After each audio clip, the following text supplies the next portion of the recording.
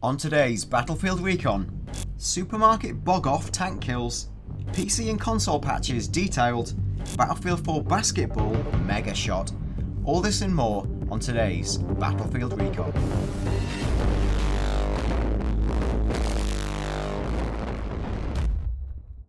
Hello, I'm Dan Dawkins, host of Battlefield Recon, and I'm joined today by Andy Hartup. Hello.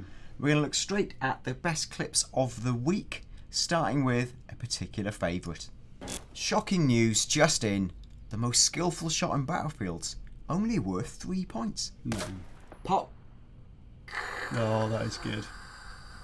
That's some skills. Our second clip is a bonza feat of RPG edge and sniper edge. They're both definitely words, don't look them up, by Bopper 2010. Boppered. That's what he probably says when he kills people. Yeah. Mentally. I imagine he does.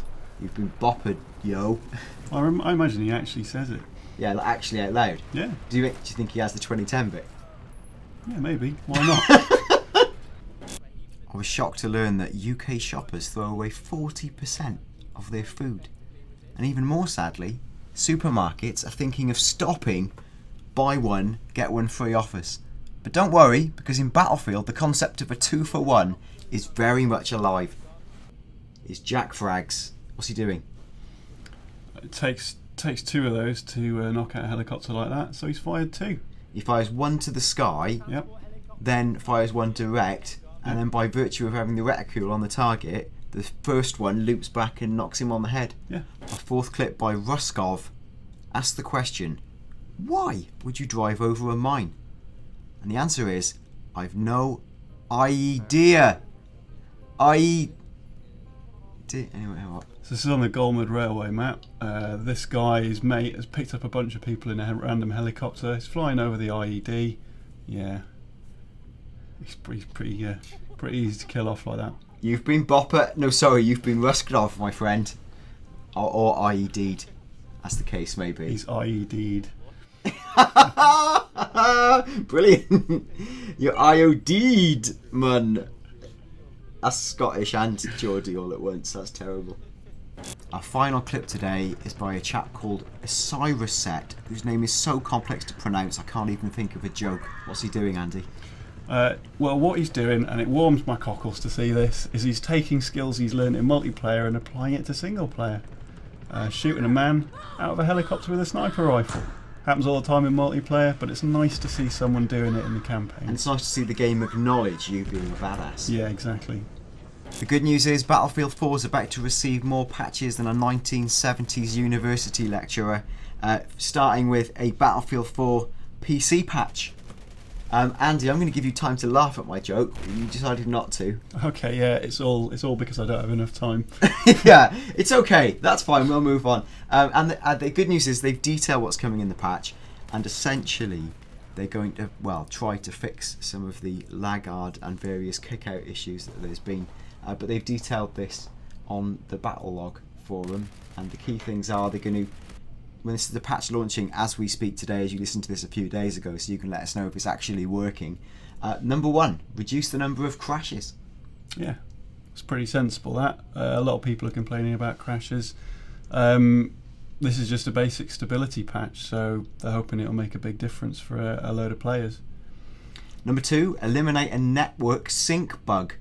It says if you've been experiencing situations in multiplayer where it appears you're taking damage from enemies through walls, you might have been the victim of a network sync bug. It says we've identified and eliminated one such bug. We're continuing to work on more bugs. I saw a clip of a man being shot underneath the floor through his feet. Yeah, they usually sort of manage to get rid of most of that stuff in the beta, but it doesn't look like they did this time. That's basically when the timing's out, so it's one machine thinks it's doing one thing, and it's the other machine sort of thinks you're doing another. So it allows you to do strange things to the world and kill people where you shouldn't be able to kill them, when you shouldn't be able to kill them. Okay, number three, improve network smoothing. It says we've made some improvements to the network smoothing functionality that you can find in the options/gameplay menu.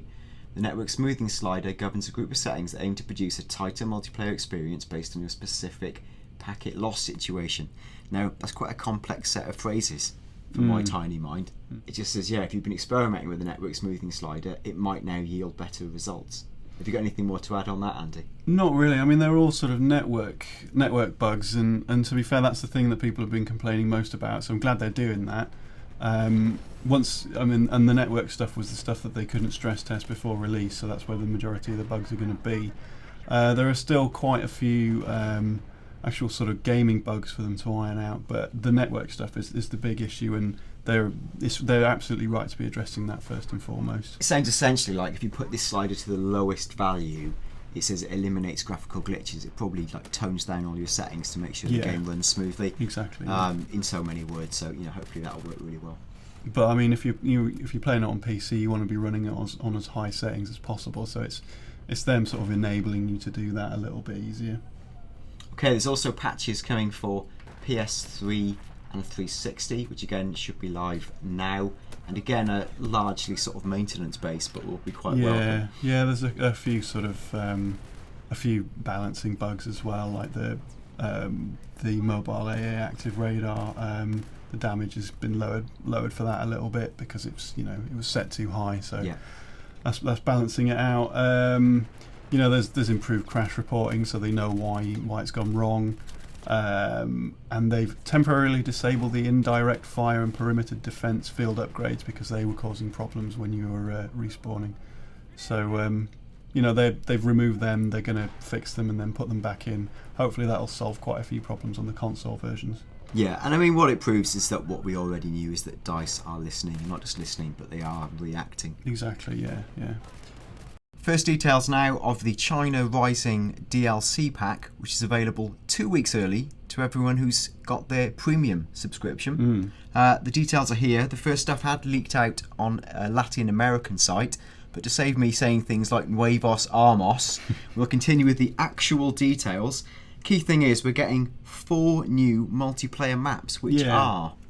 That's the big deal. They're all set in the Chinese mainland, and they are Silk Road, Altai Range, Goylin Peaks and Dragon Pass, not to be confused with Dragon Valley, which was in Battlefield 2.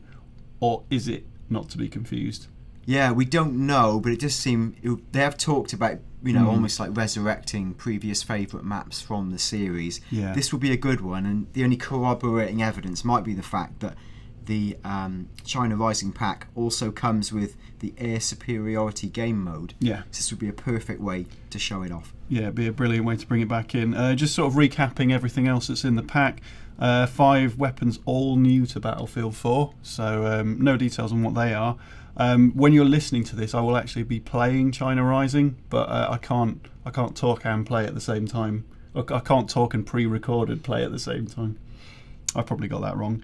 There's 2 land and air vehicles, so the dirt bike's back from Endgame, so expect to be zipping around with your mates, throwing C4 onto tanks. I'm sure people will love you for that. And there are, what else is there? There's a new thing where you can take control of a central point in the map and deploy a bomber, which would be quite interesting. Yeah, that's good. 2 new gadgets. We got an unmanned combat aerial vehicle, or the UCAV, for the support class. Then we've got a small unmanned aerial vehicle, the SUAV, as nobody calls it, for the Recon class. And then it says we've got 10 new assignments with their own unlocks. And as we said, it's available to all Battlefield 4 Premium members 2 weeks early, along with a whole suite of other DLC packs, including Second Assault, Naval Strike, Dragon's Teeth, and Final Stand, which I'm guessing will be the final DLC pack. Might not be. What with it saying final and that. Finally, not that you need telling that Battlefield 4 is quite good because you're playing it. DICE have revealed a matrix of review scores that you can see on screen, proving that the game's more than quite good. Yeah. I thought that was quite a nice thing to do. Hey, my review's on there. It is. Which one's yours? The Games Radar one. Games Radar, 6 out of 100. Oh, sorry, typo. Yeah, in fact, it turns out you love it. Yeah, I do. Yeah. Funny that. As does the world. So there we go. Thanks for tuning in this week. Check out @Battlefield Recon, our Twitter address, for more news and to share your clips for the show. So thanks for listening, and we'll see you all again soon. Bye.